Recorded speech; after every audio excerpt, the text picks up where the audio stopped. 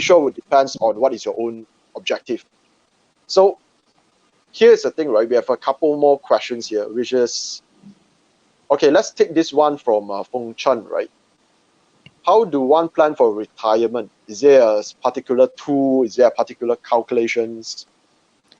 Right. Okay. How do you plan for retirement? So, if you want to be very technical, normally you can either do two methods. Okay. They call this capital preservation and capital depletion. So capital preservation means your capital, your money in the bank or your investment stays the same, and your passive income sustains you during retirement. Okay, so this of course is the ideal situation. You have this chunk of money, and every year you get your returns, and your returns pays for your lifestyle. Then, but it may not be so easy to achieve that because you need quite a lot of capital. So the other more common method that you use for financial planning is for retirement is the capital depletion, whereby you have to see, okay, when do you plan to retire? So let's say you want to retire when government tells you to, 60 years old, right? And let's say, you know, since we're young now, maybe life expectancy increases. You need to at least prepare for 30 years from 60 to 90 to sustain yourself a certain lifestyle. How much a year you calculate based on what you think you might want. Okay, and then from there you do some calculation based on as you have to assume certain things, things like what rate of return you're going to get on your investments during that time. Try to use a lower risk rate, so 3%, 4%, things like that.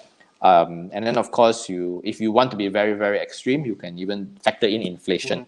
But I would say it's a bit difficult to think about it at that time, right? Even EPF's calculation for how much you need at retirement doesn't factor in inflation.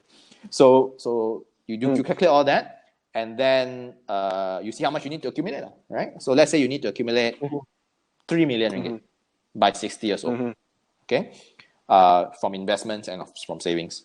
Then you have to figure out, okay, from now you are, let's say, late 20s. How are you going to get there, right? How are you going to get to your target? How much savings you need to make a year? What investments you need to do, right? So if you are faced with a situation whereby the only way you're going to get there is if you have to, invest in something very, very high risk, then you may need to restructure a little bit. You need to take a look at when you plan to, what is your strategy with savings, and maybe you may need to save more than you're saving, things like that. Yeah, but so at the end of the day, calculations depend on how much you are going to spend at that time in retirement, and whether you want to keep your capital, which is of course the ideal, because then this money goes to your family after that, right? But some people say, no, my money is my money.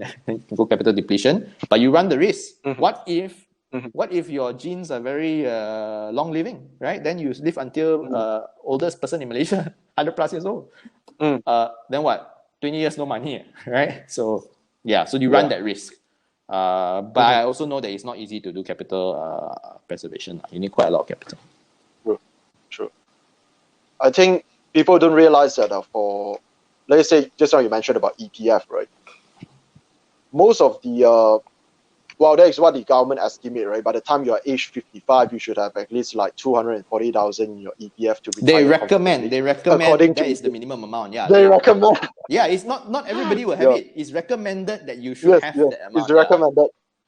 Now the crazy part is about two-thirds of Malaysians aged around 54, 55, they have less than 50,000 in EPF. So I can see that it's actually a very huge concern, not just among youth, but also among retirees, right? Financial planning are definitely